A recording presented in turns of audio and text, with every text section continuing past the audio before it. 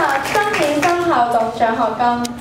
馮同學喺各方面表現卓越，喺學術方面，佢喺校內曾經獲得咗學業成績優異獎全級第一名、零輕兒、操行獎、故事演講比賽亞軍、數學比賽冠軍同埋親子閱讀獎勵計劃銀獎。喺音樂藝術朗誦方面，馮同學獲得咗校際音樂節鋼琴比賽7級亞軍、校際朗誦節英文獨誦冠軍。喺數學方面，更加屢獲港澳杯數學比賽金獎等唔同嘅獎項。除咗學術表現之外，馮同學待人有禮、熱心服務，擔任咗唔同嘅職務。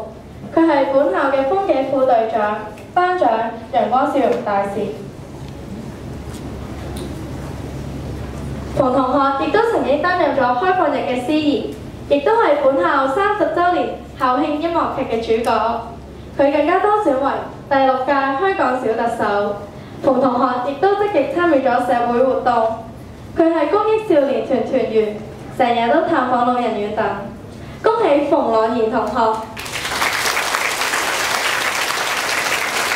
現在請校董張衍生先生為我哋頒發傑出學生獎。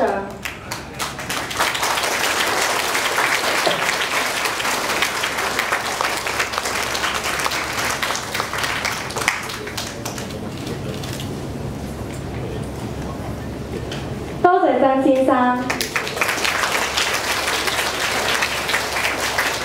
現在頒發個學術獎項，恭請第一城浸信會羅石維牧師為我哋頒發以下嘅學術獎項。